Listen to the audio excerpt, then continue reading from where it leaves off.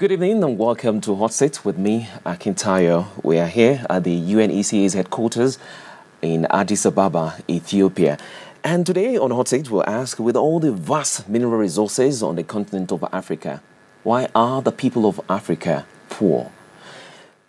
With the growing demands for mineral resources, water and land for agriculture across Africa from new players, especially China, even from the Middle East, and some wealthy players from North Africa, there is now a window of opportunity for Africa to harness and improve its natural resources governance. And that's why we are here in Addis to talk about it. We've got so many experts on land policy and other matters concerning Africa land governance. And now joined in the studios by Dr. Sipo Moyo, Africa Director 1, an international grassroots advocacy and campaigning organization. And we also have the opportunity of having Mr. Peter Ohome, Senior Vice President, Associated Mine Workers Union of Zimbabwe. So, welcome to the show, Peter and Sifo. Now, let me start with you, Dr. Moyo. Your organization, one, is doing a very good job campaigning for the benefits of the grassroots. But what do you make of the fact that Africa is so rich, even some say the richest continent on the planet Earth, yet the people are very poor? I can say thank you for having me on this show. Look, this is the paradox of of Africa's wealth, is that you do have a continent that's immensely endowed with natural resources, whether you're talking about oil, minerals, you name it, land even, and yet Africa still has a high degree of extreme poverty. This really is the paradox of Africa, and what it is really is that minerals and natural resources in Africa, even though they present the potential for ending poverty, even though they present the potential for high economic growth, even though they present the potential for equity in society, they haven't lived up to that promise. And I think that's why we're here today, to talk about how do we move forward in terms of just getting mineral wealth in Africa to benefit the people of Africa. And I would say three basic things in terms of trying to achieve that. Transparency is very important, because when the citizens know what kind of resources are underneath their feet and what kind of revenue their governments derive from those resources, they're better able to hold their governments to account. And so it's really about tracking these resources from source to service delivery, to services. It's about following the money, so to speak, and tracking the results. So transparency is very important, and on transparency, one of the things that we're asking for, one of the things that we're calling for, is asking governments, first of all, to sign up to the Extractives Industry Transparency Initiative, EITI. EITI really represents a new paradigm in terms of natural resource governance, because it brings about that transparency which enables citizens to hold their leaders to account. Okay. So that's what I'll say about transparency. Another important aspect of this is accountability, which is, the other side of transparency, where governments are being held accountable. When we talk about accountability, Parliament, for example, plays a very important role in terms of oversight. Citizens have to be empowered in order to be able to hold government to account. And the last point on that is participation. This is where we're talking about creating the space for broad-based participation, so that citizens are part of that dialogue, about the governance and the stewardship of their resources. And let's get this clear, it is their resources. So those things, I think those are sort of the key elements in beginning to address this issue of natural resource dependence and economic growth. Because until now, what you're finding is that there is almost an inverse relationship between natural resource dependence and economic growth and poverty reduction. The World Bank did a few studies. I know you don't like to hear about studies and statistics. Yeah, we could go ahead with that. But the World Bank did a study a couple of years ago, which actually showed that in countries where countries that are dependent on natural resources, the per capita income growth is lower, is slower, you know, so demonstrating really that there is an inverse relationship. And Jeffrey Sachs later did a study as well, which confirmed the statistical significance between this inverse relationship. Okay, so let me just, sorry to cut you short there, but we want to like go into the details, why it's so. I saw the World Bank report as well, and I've been looking for an opportunity to talk to somebody like you. But let me just quickly get to Peter. There's been so many controversies concerning the issue of miners and the investors, what happened in Marikana, Anglo Gold. Sincerely, Southern Africa is one of the richest parts of Africa, and yet you find out that miners are not happy. And you coming from that sector, what is the true situation? Because some are saying that investors are making so much profit, and the investors are saying, no, it's not so. It's like the miners are not taking their time to really know that profits fluctuate. What is the true story? Thank you for having me on the show. You know, what has been happening, it's really like a perpetuation of the colonial era legacy. What used to happen then, the exploiters of the minerals would just come and, you know, get as much as possible while giving scattered attention to the issue of the communities, the issue of development. And what we are seeing today is that the same legacy is continuing. It now calls for deliberate interventions now from governments, including the renegotiation of the contracts. And in that regard, at least the AMV is giving guidance. And we hope that maybe if many of these countries, you know, we know that the African Union has adopted that as the vision and the tool which should bring us out of this cycle of poverty. We really hope that at a national level, many of these countries will adopt those initiatives that are being espoused by the vision. Otherwise, we will still continue to see some skewed contracts which are skewed in favor of capital. And what happens then is that the employers will be able, just one goal, that goal of just excavating and getting as much as they can from the minerals, and not paying attention to the development of workers. It's what we are seeing at the moment in Southern Africa. Yeah, but there is this talk about the employers, the investors not making as much profit as the mine union representatives think, and they get the information wrong. And I remember yesterday I was talking to the executive vice president of Ashanti Gold, and they said they also agreed that they're not doing enough to let people know what is happening inside the organizations, especially the mines. Would you want to agree on that?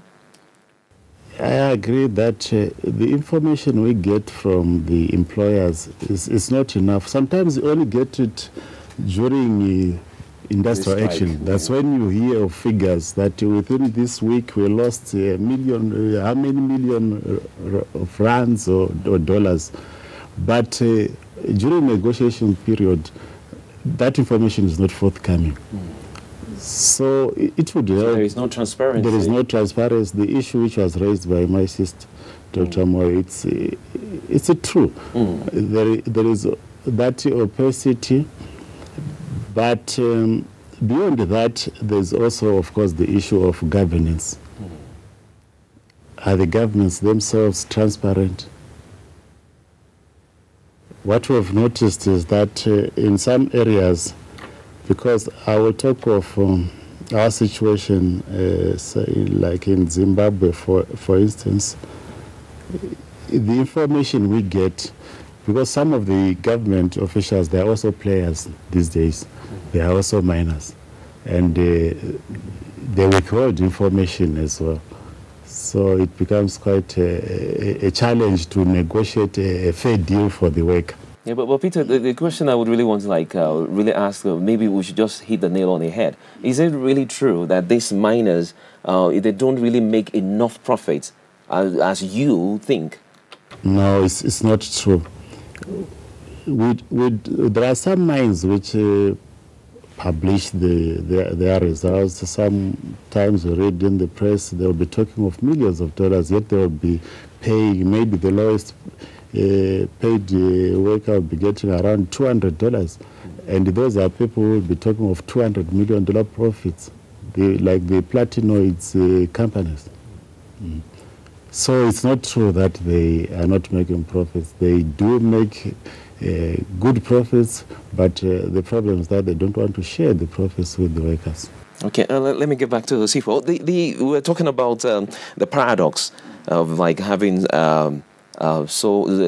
these countries that have so much, then the per capita is growing at a very, very slow rate. But I want to hear your opinion on the situation in Southern Africa, the issue of miners not happy with what is happening, and the companies or the mine companies claiming that it's not every year we make profit, at times we make loss, but these people don't really know. And like one executive told me yesterday, they are at fault not letting the whole world know this is what is happening, until at times there is this strike, industrial union strike. Well, what's your opinion about that? I think this is exactly the point we are making, Akintayo. You know, I don't really get into the books of these mining companies, but the point really is about transparency, isn't it? It's really about transparency, and even beyond EITI, which I think presents an amazing framework and a new paradigm for governance of natural resources. I think even beyond that, we need to start looking at legally binding measures about public disclosure of the revenues from these mining contracts that governments sign. And the problem is the lack of transparency with these deals, and then these deals in themselves are sometimes just bad deals that don't benefit either the government or the people.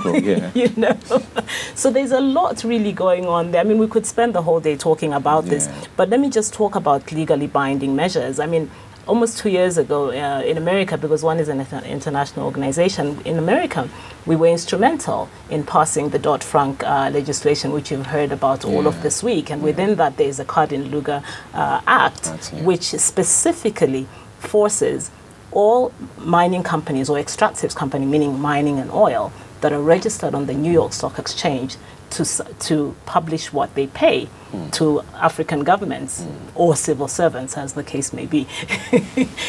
So to publish what they pay for licenses and so on, to be able to extract and exploit in those countries.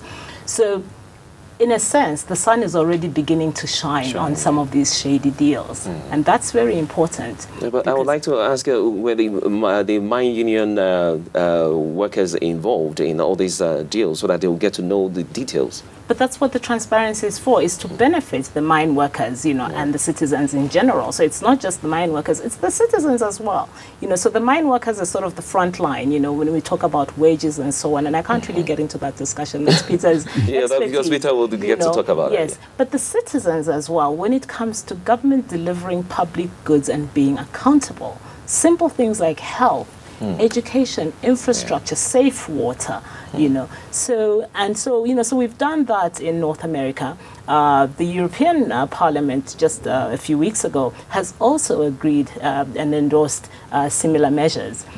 So we're carrying, as I said, the sun is beginning to shine, and would like to see those kinds of legislation and legally binding measures coming to the continent in countries that are mineral dependent, because it is really important. It is about good governance, and good governance entails transparency, accountability, participation, and really just delivering the services and the goods to the people. Okay, let me have Peter's opinion on that. I think it's good news for Africa when we could have such a thing.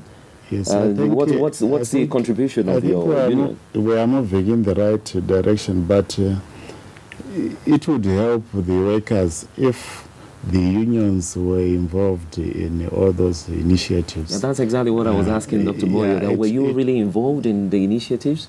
No, we're not involved. And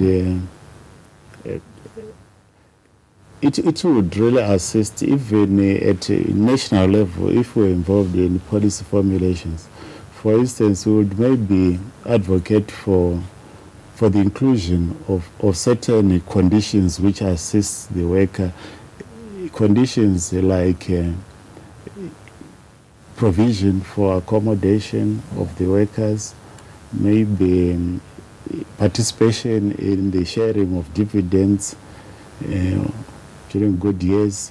All those things should be embedded in the policy when contracts are issued out. But seeing as we don't have a voice in policy formulations, it becomes a problem. Yeah, but why don't you also pursue the way you pursue the miners, the mining companies? Why don't you use that vigor, the same passion to pursue government to involve you when they are even bringing in investors into the country, even before they start mining at all? We try, but sometimes we try, but without much success. Of late, we have seen them trying to, solicit for inputs from workers, but I really believe that it should be done just, for sure, because whatever input we don't see it at the end of the day coming up in the policies. I think we should really sit down together with the government, maybe together with business as well, when making up those policies, so that in the end all our inputs are captured and seriously, so not just for show.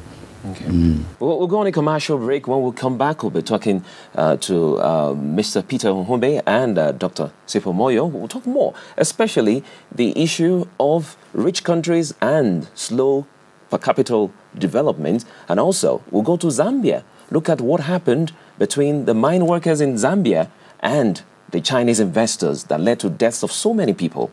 All these and many more on Hotseat when I come back.